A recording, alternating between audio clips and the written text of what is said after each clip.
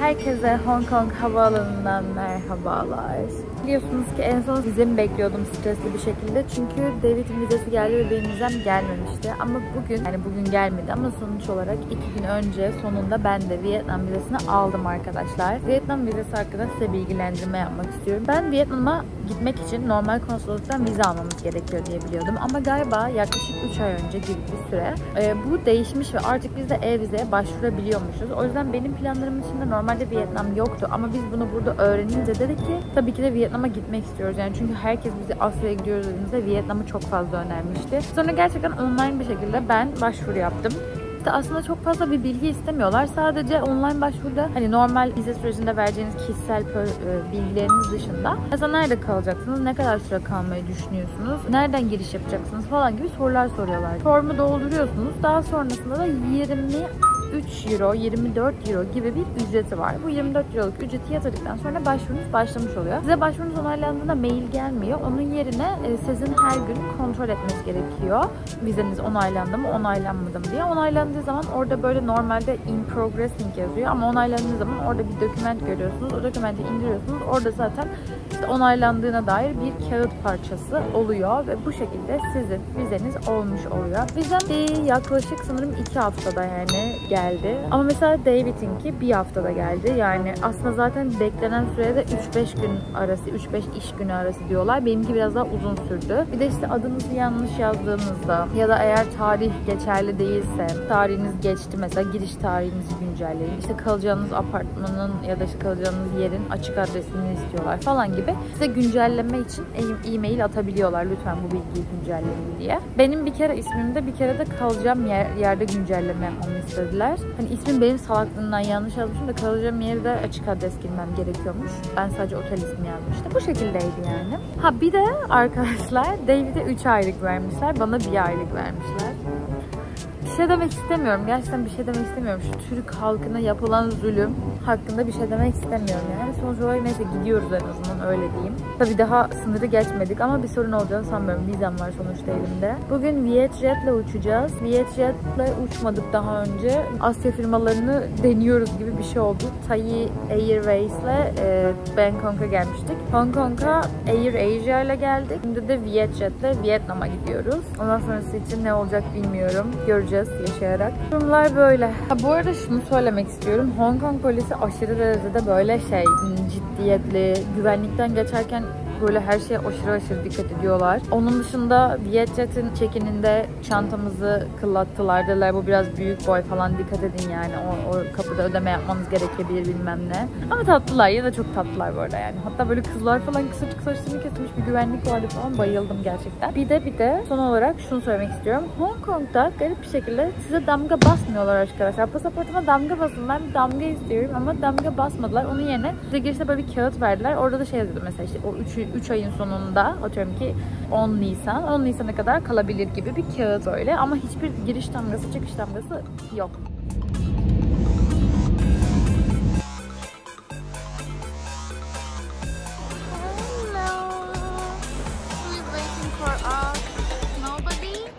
Darlayan taksi şoförlerini hiç özlememişim.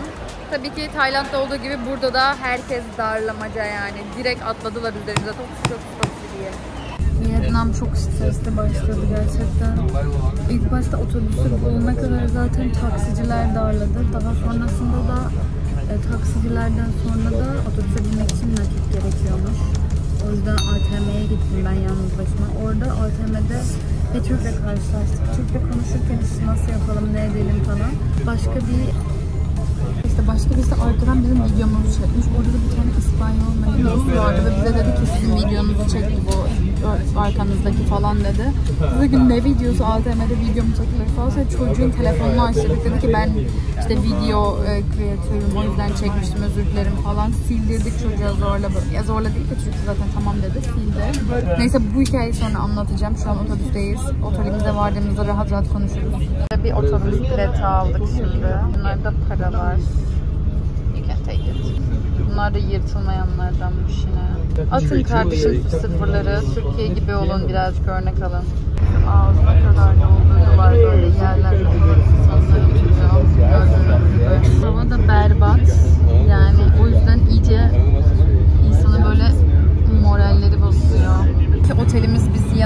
uzak ve güzel bir otel olduğu için biraz rahatlayabileceğiz diye düşünüyorum. Gitmemiz 2 saat falan sürecek. Yani 1,5 saat ama 2 saati bulur diye düşünüyorum. Duş alıp bir kendime gelmek istiyorum. Yani şu pislikten kurtulmak ve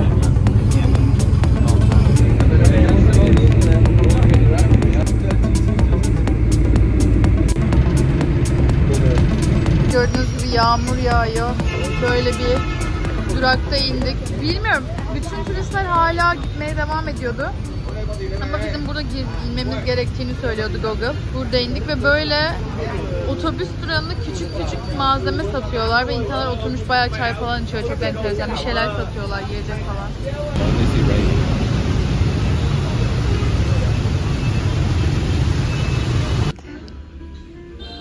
Yeah, it might be humid.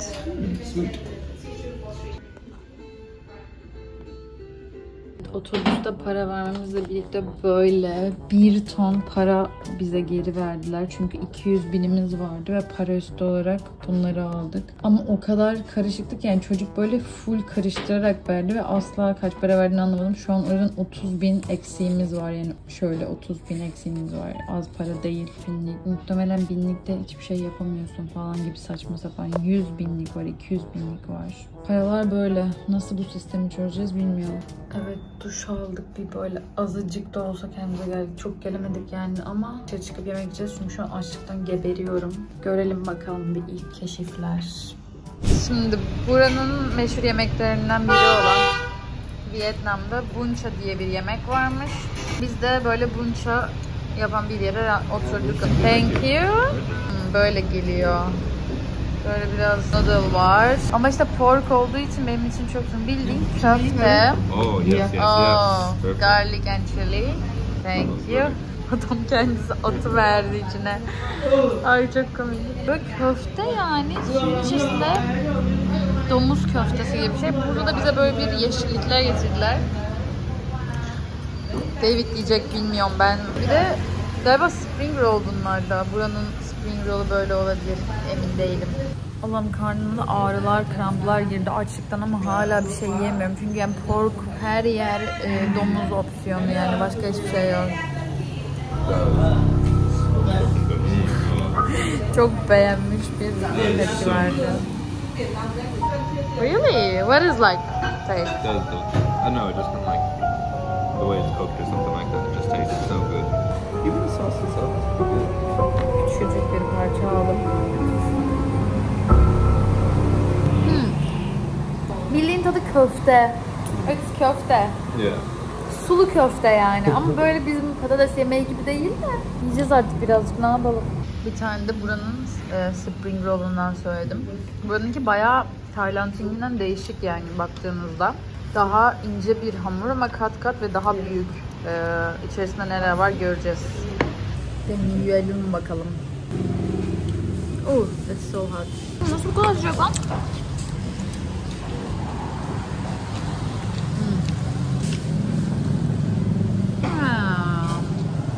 Ben biraz daha Tayland spring roll'unu tercih edebilirim belki.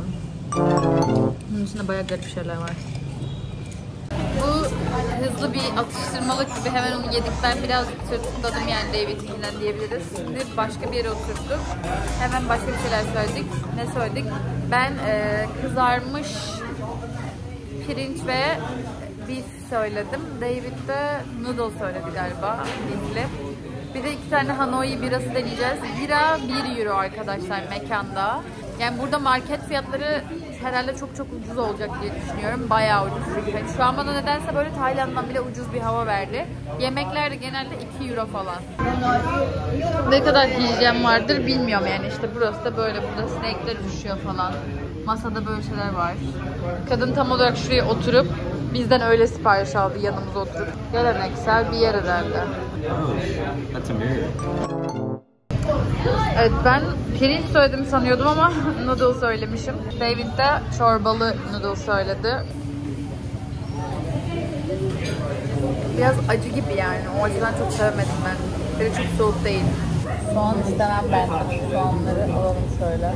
Ulan bu biz mi ya? Rengi çok açık gözüküyor. Ve arkadaşlar kötü bir haberim var size. Neyse, bu kötü haberi yemekten sonra vereceğim. Yemekte vermek istemiyorum.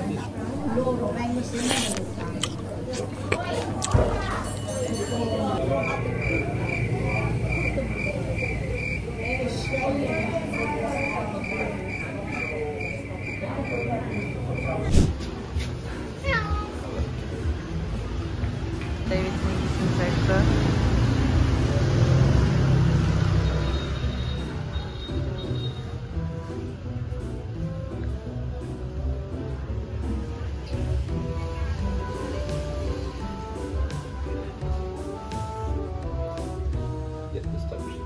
Böyle bir sokak var.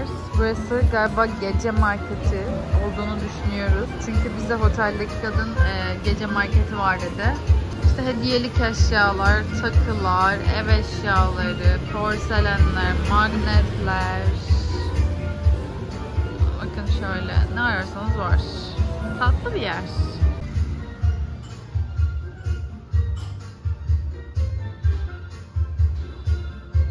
Arkadaşlar burada böyle likörler ve alkoller var ve fiyatları da yani 4 euro, 5 euro falan civarında ve alkol seviyeleri %35 olanlar falan var aralarında. Delilik. Arkadaşlar bu nasıl bir güzelliktir?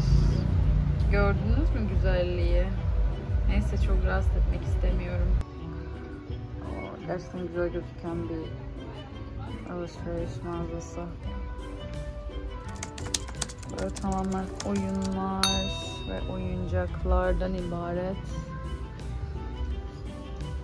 Oo, arkadaşlar. Kilisenin cool'luğu peki. Katedral de Hanoi. Bayıldım. What are you singing? What are you singing? Arkadaşlar burada tıktıklar. Çekil. I'm recording tıktık. Not you. Tıktıklar bu şekilde bisiklet şeklinde ve bildiğinlerin bacak kasıyla, gücüyle adamlar bisiklet sürerek seni yolculuk ettiriyor. Delilik ya. Hani kaç kilometre yapıyorsunuz günde? Nasıl yapıyorsunuz? Bilmiyorum. Mantıklı mı? Yani atlar yerine insanlar var bildiğin. Bu da çok güzel bir köşe başı kahvecisiymiş. Bir şey söyleyeceğim. Biz Türkiye'de resmen içecek açlığı çekiyoruz. Bakar mısınız şu çeşitlere? Yani passion fruit'lu fruity'ler, işte melon, hiçbir şeyler diyor. Bakın böyle milk tea'ler, başka çaylar, Fanta'nın böyle 1001 çeşidi, kolanın 1001 çeşidi, 7up, Red Bull'un farklı çeşitleri, başka Mogu zaten ben Mogu aldım şu an. Çünkü daha önceden içmiştim ve güzel bu yani. İçecek çeşidi bitmiyor yani. Çok güzel gerçekten içecekler. Burada böyle göl gibi bir yer var sanırım. Yapay göl olduğunu tahmin ediyorum. Ortasında da bir bina.